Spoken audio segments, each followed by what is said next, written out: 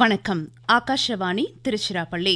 மாநில செய்திகள் வாசிப்பவர் ஜெயகிதா ரவி. தலைப்புச் செய்திகள். நாட்டின் பாதுகாப்பை இந்திய கடலோர காவல் படையின் சமுத்திர பிரதாப் கண்காணிப்பு கப்பல் உறுதி செய்வதாக பிரதமர் திரு நரேந்திர மோடி தெரிவித்துள்ளார்.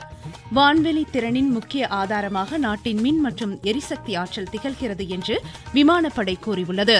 திண்டுக்கல்லில் 1595 கோடி ரூபாய் மதிப்பிலான பல்வேறு புதிய திட்டப் பணிகளுக்கு முதலமைச்சர் திரு மு.க. ஸ்டாலின் இன்று அடிக்கல் நாட்டியதுடன் முடிவுற்ற பணிகளையும் தொடங்கி வைத்தார். சத்குரு ஸ்ரீ தியாகராஜ சுவாமிகளின் 179வது ஆராதனை விழாவின் பஞ்சரத்ன கீர்த்தனை இசை நிகழ்ச்சி திருவையாற்றில் இன்று வெகு விமரிசையாக நடைபெற்றது. பர்மிங்ஹாமில் 19 வயதுக்குட்பட்டோருக்கான மகளிர் ஸ்குவாஷ் சாம்பியன் பட்ட போட்டியில் இந்தியாவின் அனகத் சிங் வெள்ளிப் பதக்கத்தை வென்றார். இனி விரிவான செய்திகள். இந்திய கடலோர காவல் படையின் சமுத்திர பிரதாப் கண்காணிப்பு கப்பல் நாட்டின் பாதுகாப்பை உறுதி செய்வதாக பிரதமர் திரு நரேந்திர மோடி பாராட்டு தெரிவித்துள்ளார். கோவாவில் இக்கண்காணிப்பு கப்பல் தொடங்கி வைக்கப்பட்டதற்கு பாராட்டு தெரிவித்த அவர், சுயசார்பு பாரதத்திற்கு வலு சேர்க்கும் வகையில் இக்கப்பல் உள்நாட்டிலேயே வடிவமைக்கப்பட்டுள்ளதாக எடுத்துரைத்தார். இக்கடலோர காவல் படையின் கண்காணிப்பு கப்பலை மத்திய பாதுகாப்பு அமைச்சர் திரு ராஜ்நாத் சிங் நேற்று முன்தினம் கோவாவில் தொடங்கி வைத்தது குறிப்பிடத்தக்கது. வெனிசுலா நாட்டில் நிலவும் அரசியல் நெருக்கடிகளின் மத்தியில் அந்நாட்டு மக்களின் நலனும் பாதுகாப்பும் உறுதி செய்யப்பட வேண்டும் என்று மத்திய வெளியுறவுத்துறை அமைச்சர் டாக்டர் எஸ். ஜெய்சங்கர் வலியுறுத்தியுள்ளார். லக்சம்பர்கில் இந்திய வம்சாவளியினரிடையே கலந்துரையாடிய அவர், அரசியல், வர்த்தகம் மற்றும் தொழில்நுட்ப அடிப்படையில் அந்நாட்டுடனான இந்தியாவின் நட்புறவை எடுத்துரைத்தார். இரு நாடுகளின் பிணைப்பிற்கு இந்திய வம்சாவளியினரின் பங்கையும் அமைச்சர் பாராட்டியுள்ளார். ஐரோப்பாவுடனான நட்புறவு இந்த ஆண்டில் வளர்ச்சியடையும் என்று அவர் நம்பிக்கை தெரிவித்தார். நாட்டில் 3 ஆண்டு தொடர் மேம்பாட்டு பணிகளை மேற்கொள்ளும் வகையில் பொருளாதார விவகாரங்கள் துறை பொது தனியார் பங்களிப்பு திட்டத்தை உருவாக்கியுள்ளது. சென்ற பட்ஜெட்டில் இதற்கான அறிவிப்பு வெளியிட்டதை தொடர்ந்து இந்நடவடிக்கை. இதன் மூலம் அமைப்பு சார்ந்த நெறிமுறைகளின் கீழ் தேச கட்டமைப்பு பணிகளை மேற்கொள்வதற்கான அனுமதி தனியார் துணைக்கு வழங்கப்படுகிறது. தனியார் பொது பங்களிப்பு திட்டத்தின் கீழ் 17 லட்சம் கோடி ரூபாய் மதிப்பீட்டில் 852 பணிகளை மத்திய கட்டமைப்பு அமைச்சகம், மாநிலங்கள், யூனியன் பிரதேசங்கள் இணைந்து மேற்கொள்ளும் என்று நிதி அமைச்சகம் கூறியுள்ளது. இந்த தொடர் வளர்ச்சி திட்டங்களால் முதலீட்டாளர்கள், கட்டமைப்பு துறையினர், ஏனைய பங்குதாரர்கள் ஒருங்கிணைந்து பணிகளை திட்டமிட்டு ஆக்கப்பூர்வமான முடிவுகளை மேற்கொள்ள வழிவகை செய்யப்பட்டுள்ளது. PSLV C-62 ராக்கெட் EOS-N-1 புவி கண்காணிப்பு செயற்கைக்கோளுடன் வரும் 12ஆம் தேதி சதீஷ் தவான் விண்வெளி மையத்திலிருந்து காலை மணி 10:17க்கு விண்ணில் செலுத்தப்படுகிறது. பாதுகாப்பு ஆராய்ச்சி மேம்பாட்டு முகமை வடிவமைத்துள்ள இந்த செயற்கைக்கோளுடன் நம் நாடு மற்றும் சர்வதேச நாடுகள் தயாரித்த 18 இணை சிறிய ரக செயற்கைக்கோள்களும் விண்ணில் செலுத்தப்பட உள்ளன. நாட்டின் மின் எரிசக்தி ஆற்றல் வான்வெளி திறனில் முக்கிய ஆதாரமாக திகழ்கிறது என்று ஏர் மார்ஷல் சஞ்சீவ் குரேஷியா தெரிவித்துள்ளார். ராணுவ மின் செயல்பாடு இயக்கத்தின் துவக்க நிகழ்ச்சியில் இன்று உரையாற்றிய அவர், சுற்றுச்சூழல், தளவாடங்களின் நீடித்த செயலாக்கம் போன்றவற்றிற்கும் மின் ஆற்றல் அத்தியாவசியமானது என்றார். ராணுவமும் வான்வெளி படைகளும் தற்போது முனைப்புடன் தங்களது செயல்திறனை வெளிப்படுத்தி வருவதை அவர் சுட்டிக்காட்டினார். உள்நாட்டில் தளவாடங்கள் உற்பத்தி செய்யப்படுவதால் நெருக்கடி காலங்களில் இவற்றின் செயல்பாடும் பயன்பாடும் எளிதாக இருப்பதாக கூறினார். ஹைட்ரஜன் சார்ந்த திட்டங்கள் மற்றும் எரிசக்தி கட்டமைப்புகள் போன்றவற்றை ஒருங்கிணைந்து வான் சார்ந்த ஆராய்ச்சிகள் முன்னேறி செல்வதாக அவர் எடுத்துரைத்தார்.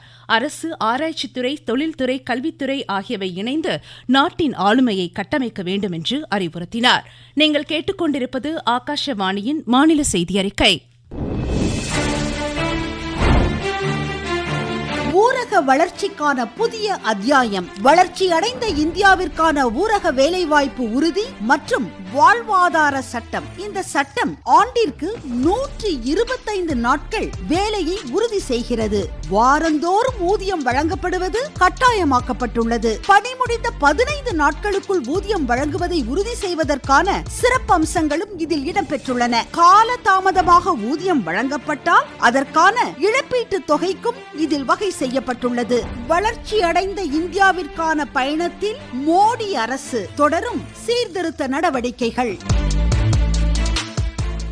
திண்டுக்கல் மாவட்டம் கொடைக்கானலில் 100 ஏக்கரில் உலகத்தரத்தில் சுற்றுலா முதலீட்டு பூங்கா அமைக்கப்படும் உள்ளிட்ட 8 அறிவிப்புகளை முதலமைச்சர் திரு மு.க. ஸ்டாலின் இன்று வெளியிட்டார். திண்டுக்கல்லில் 1595 கோடி ரூபாய் மதிப்பிலான பல்வேறு புதிய திட்டப்பணிகளுக்கு இன்று அடிக்கல் நாட்டியதுடன் முடிவடைந்த திட்டப்பணிகளை துவக்கி வைத்து பேசிய அவர், பழனி திருக்கோவிலில் 6 கோடி ரூபாய் செலவில் மேம்படுத்தப்படும் என்றார். திண்டுக்கல் மாநகராட்சி பகுதிகளில் சாலை, தெருவிளக்கு, குடிநீர் போன்ற அடிப்படை வசதிகள் 14 கோடியே 20 லட்சம் ரூபாய் செலவில் மேம்படுத்தப்படும்.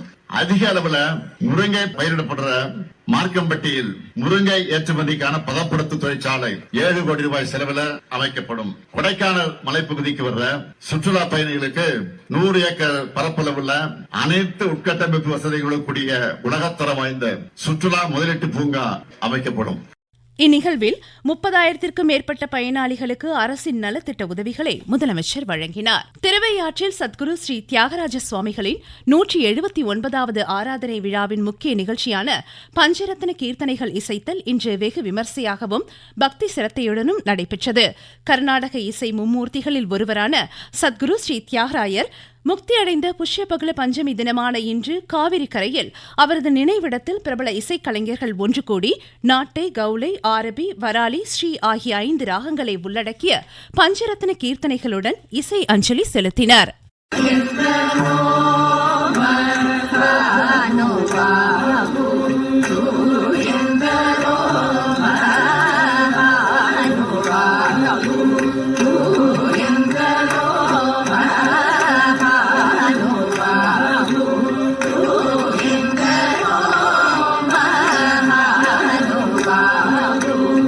ஆஞ்சநேயர் உற்சவத்துடன் இன்று மாலை ஆராதனை விழா நிறைவடையும். திருச்சி கியாபி விஸ்வநாதம் அரசு மருத்துவக் கல்லூரி மருத்துவமனையில் புற்றுநோய் சிகிச்சை பிரிவு மற்றும் நவீன மருத்துவ வசதிகளை மாநில நகராட்சி நிர்வாகத்துறை அமைச்சர் திரு கே என் நேரு இன்று தொடங்கி வைத்தார். கம்பரசம்பேட்டை காவிரி ஆற்றுப்படுகையில் புதிதாக கட்டப்பட்ட தலைமை நீரேற்று நிலையத்தின் குடிநீர் வழங்கும் பணியையும் அவர் துவக்கி வைத்தார். மாவட்டத்தின் பல்வேறு பகுதிகளில் புதிய திட்டங்களையும் முடிவுற்ற திட்டப் பணிகளையும் அமைச்சர் தொடங்கி வைத்தார். தமிழ்நாட்டின் சாலை கட்டமைப்பு வசதிகளுக்கு முன்னுரிமை அளிக்கப்பட்டு பணிகள் நடைபெற்று வருவதாக மாநில பொதுப்பணித்துறை அமைச்சர் திரு ஏவ வேலு தெரிவித்துள்ளார். நாமக்கல்லில் 47 கோடியே 65 லட்சம் ரூபாய் மதிப்பீட்டில் அமைக்கப்பட்டுள்ள புதிய புறவழி சாலையை திறந்து வைத்து பேசிய அவர், நாமக்கல் அருள்மிகு நயினாமலை வரதராஜ பெருமாள் திருக்கோவிலுக்கு தார் சாலை அமைக்கும் பணிகள் நடைபெற்று வருவதாக கூறினார். கோவை மாவட்டம் பொள்ளாச்சி ஆனைமலை புலிகள் காப்பகத்தில் குளிர்கால பிந்தைய வனவிலங்கு கணக்கெடுப்பு பணிகள் இன்று தொடங்கின. வரும் 12ஆம் தேதி வரை 32 சுற்றுகளாக நடைபெறும் இக்கணக்கெடுப்பு பணியில் 186 பணியாளர்கள் ஈடுபட்டுள்ளதாக எமது செய்தியாளர் தெரிவிக்கிறார். பொள்ளாச்சி, மானாம்பள்ளி, வால்பாறை, உலாந்தி வனச்சரகங்களில் இன்று முதல் 12ஆம் தேதி வரை 6 நாட்களுக்கு குளிர்காலத்துக்கு பிந்தைய வனவிலங்கு கணக்கெடுக்கும் பணி நடைபெறுகிறது. இன்று முதல் 3 நாட்கள் மாமிச உண்ணிகள், புலி, சிறுத்தை, கருஞ்சிறுத்தை, கால் தடங்கள், நகைக்கீரல்கள், விலங்குகளின் எச்சங்கள் வைத்து கணக்கு எடுக்கும் பணி நடைபெறுகிறது. 3 நாட்கள் நேர்கோட்டு பாதையில் காட்டு யானை, மான், பறவை, தாவர இனங்கள் கணக்கெடுக்கும் பணி நடைபெற உள்ளது. கோயம்புத்தூர் மாவட்டத்திலிருந்து ஹரிஹரன். ஈரோடு அந்தியூர் பெரியார் வன உயிரின சரணாலயத்தில் புலிகள் கணக்கெடுக்கும் பணிகள் 2வது நாளாக இன்றும் தொடர்ந்து நடைபெறுகிறது.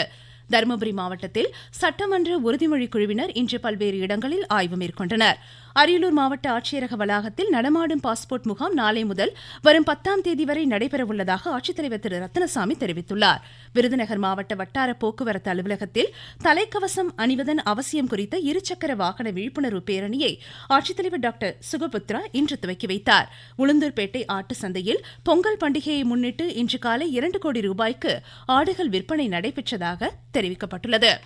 நீலகிரி மாவட்டத்தில் 350க்கும் மேற்பட்ட கிராமங்களில் வசிக்கும் படுகர் இன மக்களின் குல தெய்வமான ஹெத்தையம்மன் திருவிழாவின் காணிக்கை செலுத்தும் மாபெரும் நிகழ்வு இன்று நடைபெற்று வருகிறது.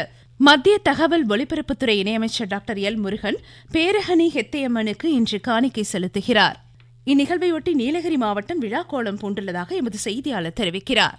நீலகிரி மாவட்டத்தில் 350க்கும் மேற்பட்ட கிராமங்களில் வசித்து வரும் படுகர் சமுதாய மக்களின் குலதெய்வமான ஹெத்தையம்மன் பண்டிகை கடந்த திங்களன்று துவங்கியது. 40 நாட்கள் கடும் விரதம் இருந்த செங்கோல் ஏந்தும் பக்தர்கள் அந்தந்த கிராமங்களில் உள்ள ஹெத்தையம்மன் கோயிலில் இருந்து வண்ண குடைகளின் கீழ் செங்கோல் ஏந்தி பேரகனி மெடிமனைக்கு பெத்தலா ஹெத்தையம்மன் என்று அழைத்து வரப்படுகிறார். பக்தர்கள் ஹெத்தையம்மனுக்கு காணிக்கை செலுத்த ஏதுவாக இன்று நீலகிரி மாவட்டத்திற்கு உள்ளூர் விடுமுறை அளிக்கப்பட்டுள்ளது. திங்களன்று அம்மனுக்கு புத்தாடை அணிவிக்கப்பட்டு சிறப்பு பூஜைகள் நடைபெறுகிறது. நீலகிரி மாவட்டம் முழுவதிலிருந்து லட்சக்கணக்கான பக்தர்கள் இந்த பண்டிகைகளில் கலந்து கொள்கின்றனர். உதகையிலிருந்து சரவணன். பஹல்ஹாமில் 19 வயதிற்குட்பட்டோருக்கான மகளிர் ஸ்குவாஷ் சாம்பியன் பட்ட போட்டியின் இந்தியாவின் அனக சிங் வெள்ளி பதக்கத்தை வென்றார். இறுதி ஆட்டத்தில் பிரான்சின் லாரனிடம் அவர் தோல்வியடைந்தார். மீண்டும் தலைப்புச் செய்திகள். நாட்டின் பாதுகாப்பை இந்திய கடலோர காவல் படையின் சமுத்திர பிரதாப் கண்காணிப்பு கப்பல் உறுதி செய்வதாக பிரதமர் திரு நரேந்திர மோடி தெரிவித்துள்ளார். வான்வெளி திறனின் முக்கிய ஆதாரமாக நாட்டின் மின் மற்றும் எரிசக்தி ஆற்றல் திகழ்கிறது என்று விமானப்படை கூறியுள்ளது. திண்டுக்கல்லில் 1595 கோடி ரூபாய் மதிப்பிலான பல்வேறு புதிய திட்டப் பணிகளுக்கு முதலமைச்சர் திரு மு.க. ஸ்டாலின் இன்று அடிக்கல் நாட்டியதுடன் முடிவுற்ற பணிகளையும் தொடங்கி வைத்தார்.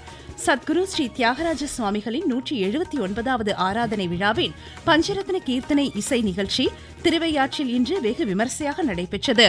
பர்மிங்ஹாமில் 19 வயதுக்குட்பட்டோருக்கான மகளிர் ஸ்குவாஷ் சாம்பியன் பட்ட போட்டியில் இந்தியாவின் அனக சிங் வெள்ளி பதக்கத்தை வென்றார். இத்துடன் இந்த செய்தியறிக்கை முடிவடைந்தது.